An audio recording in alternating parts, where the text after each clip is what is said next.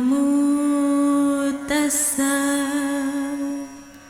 भगवतो अरहतो सम्मा सम्बुद्धस्स। बुद्ध और उनका धम्म बाबा साहेब डॉक्टर अम्बेडकर द्वारा रचित कालजयी पुस्तकों के इस रचना संसार में आपका स्वागत है। आप जानते हैं कि इस समय हम लोग बाबा साहेब डॉक्टर अम्बेडकर द्वारा मूल रूप से अंग्रेजी में रचित ग्रंथ द बुद्धा एंड हिज धम्मा, इसका ये हिंदी अनुवाद आप तक पहुंचा रहे हैं। और ये जो हिंदी अनुवाद है, ये हिंदी अनुवाद डॉक्टर भदंत आनंद कौशल्यायन जी का है। तो आइए इस कड़ी में आगे बढ़ते हैं। आपको आगे बढ़ने से पहले याद भी दिला देते हैं कि ये बुद्ध और उनका धम्म के चतुर्थ कांड का चौथा भाग है। और इस चौथे भाग में बाबा साहेब ने जिस शीर्षक के साथ इस ग्रंथ को आगे बढ़ाया है वो शीर्षक है सामाजिक राजनीतिक प्रश्नों पर प्रवचन। तो ये प्रवचन अब आपके पास में पहुंचाते हैं। देखिए, इसके पहले अध्याय का शीर्षक बाबा साहेब लिखते हैं, राजाओं की कृपा के भरोसे मत रहो। बड़ा स्पष्ट संदेश है ये कि राजाओं की कृपा के भरोसे मत रहो। तथागत बुद्ध कहते हैं कि एक बार, ये प्रसंग बाबा साहेब ने लिखे हैं कि एक बार तथागत बुद्ध राजगृह के वेलुवना राम में कलंदक निवाप में ठहरे हुए थे। और इस कलंदक विवाप में ठहरे हुए उस समय राजकुमार अजातशत्रु देवदत्त का सहायक बना हुआ था। देवदत्त भिक्षु संघ का हिस्सा थे और बाद में फिर यह भी स्थिति बनी कि उनके नेतृत्व में एक दूसरा भिक्षु संघ भी बन गया था। तो अजातशत्रु देवदत्त के सहायक बने हुए थे जो तथागत बुद्ध के विरोधी थे। वह 500 गाड़ियों में भोजन भरे 500 बर्तन लाद कर देवदत्त के समर्थकों तक सुबह शाम उसको पहुंचाता था। अजातशत्रु देवदत्त के पास 500 बर्तन लाद कर उसके पास सुबह शाम वो भोजन पहुंचाता था। तब कुछ भिक्षु तथागत के पास आए, अभिवादन किया और एक और बैठ गए। एक और बैठे हुए भिक्षुओं ने ये सभी बातें तथागत को सुनाई। भिक्षु ने जब ये बात तथागत को बताई तो तथागत ने उन भिक्षुओं को संबोधित करते हुए कहा है, देखिए क्या कहा है। बाबा साहेब लिखते हैं कि भिक्षुओं, राजाओं से लाभ सत्कार की, खुशामद की इच्छा ना करो। जाहिर सी बात है, भिक्षु किसी लाभ, मान, सम्मान, अपमान, इन चीजों के लिए कोई भिक्षु नहीं बनते हैं। भिक्षु होते हैं अपने जीवन के आश्रमों को तोड़ने के लिए और एक ऐसा आदर्श उत्पन्न करने के लिए उन गृहस्थों के सामने जो अपने जीवन में आसक्ति में जी रहे हैं, बड़े नाखुश हैं, बड़ी परेशानी में हैं, उन लोगों के लिए परेशानियों से मुक्त जीवन का जो आदर्श होता है वो देने के लिए भिक्षु होते हैं। तो देखिए, तथागत कहते हैं कि राजाओं से लाभ सत्कार की, क्योंकि यहां अजातशत्रु देवदत्त को 500 गाड़ियों में भोजन पहुंचा रहा है, क्योंकि लगभग 500 भिक्षु उनके साथ चले गए थे। लाभ सत्कार की, खुशामद की इच्छा ना करो। जब तक भिक्षुओं अजातशत्रु 500 गाड़ियों में भोजन भरे 500 बर्तन लाद कर देवदत्त के समर्थकों तक सुबह शाम पहुंचाता है, तब तक इसमें देवदत्त की हानि ही है, लाभ नहीं है।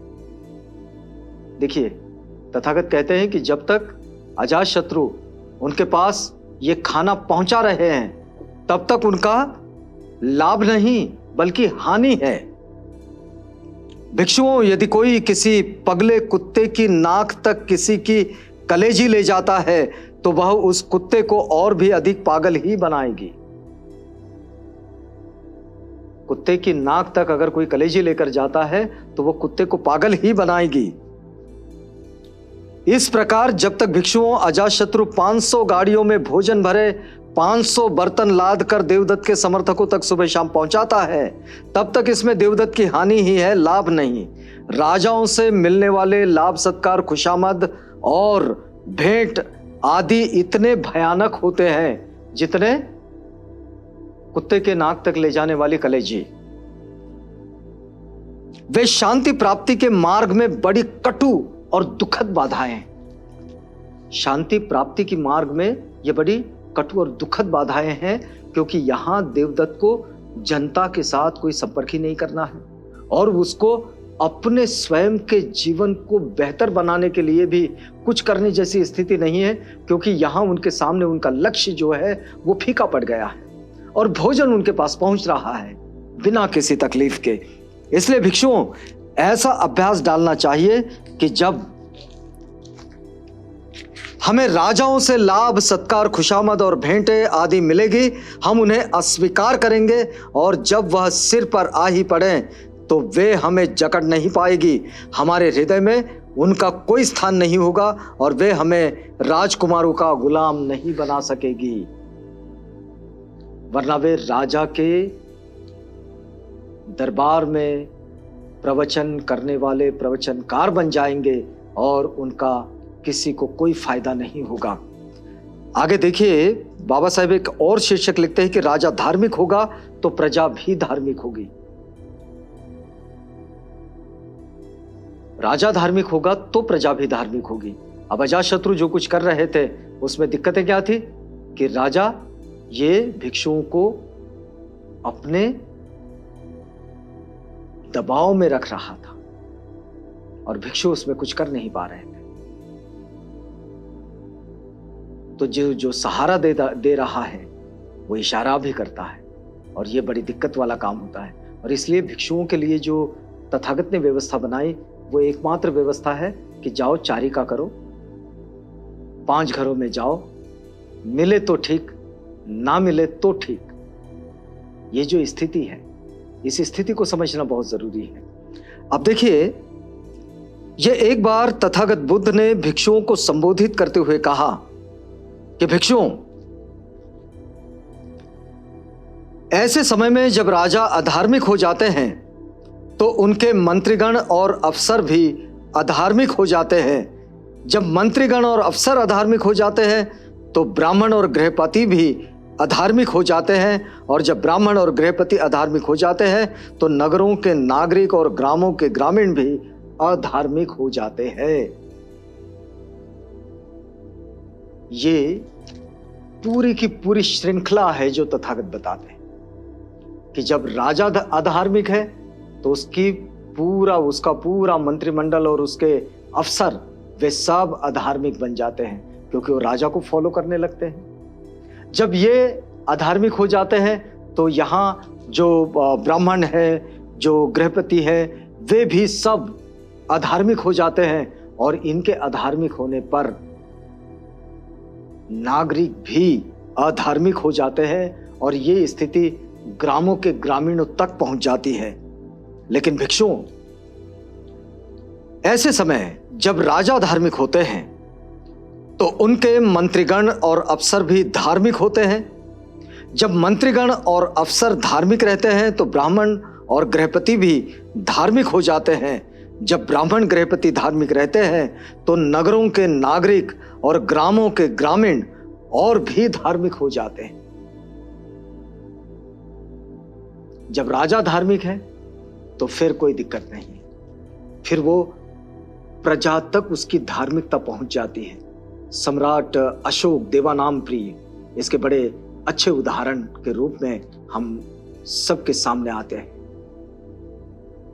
राजा धार्मिक तो लोग भी धार्मिक हो गए थे, और देखिए उस वक्त में कितने बेहतर संस्कृति का निर्माण हुआ हमारे यहाँ।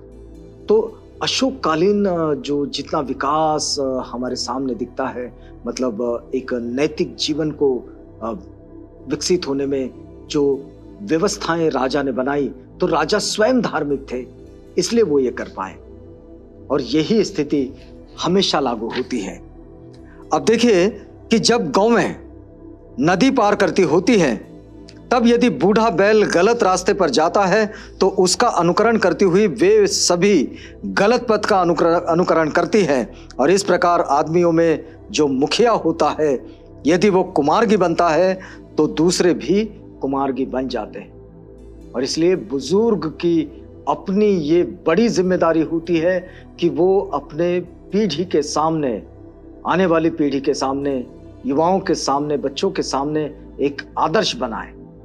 तथागत एक छोटा सा उदाहरण देते हैं कि जब गौवें नदी को पार कर रही होती है और कोई बूढ़ा बैल रास्ता चूक जाता है तो उस बैल के पीछे ये सारी गौवें चली जाती हैं और वो सब डूब जाती हैं। तो ये गलत पथ का अनुकरण करने जैसा होता है। और इसलिए जो घर का मुखिया होता है, अब राजा ये हमारे देश का मुखिया होता है, तो मुखिया ये जब तक बेहतर नहीं होगा तब तक प्रजा बेहतरी की ओर नहीं जा पाएगी, क्योंकि वो राजा को अनुकरण भी करती है। इसी प्रकार जब राजा पथभ्रष्ट होता है तो समस्त राज्य दुखी होता है। जब राजा पथभ्रष्ट हो जाता है, जब अपने रास्ते से हट जाता है, जब उसका रास्ता ठीक नहीं होता, जब उसका आचरण अच्छा नहीं होता, तो राजा के पथभ्रष्ट होने से पूरा राज्य दुखी हो जाता है।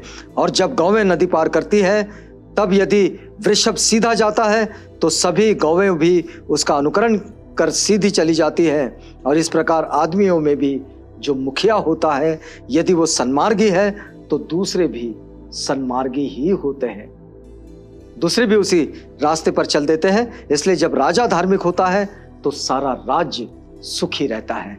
और इसलिए राजा भवतु धम्मिको, ये बात बौद्धों की जो सुत्त है वो उन सुत्तों में ये बात जरूर मिलती है कि राजा भवतु धम्मिको, राजा ये धार्मिक हो तो धार्मिक हो, धार्मिक हो तो फिर वो निश्चित रूप से एक बेहतर जीवन का आदर्श बनाता है।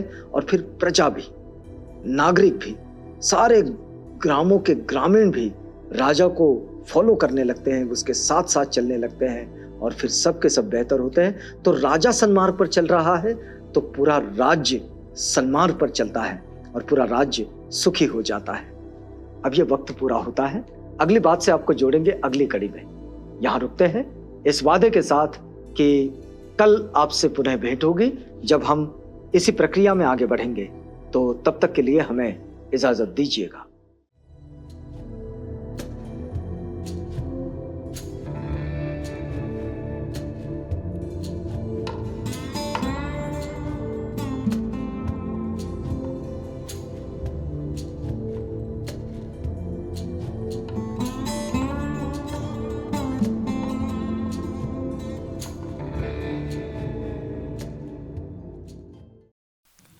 बुद्ध और उनका धम्म।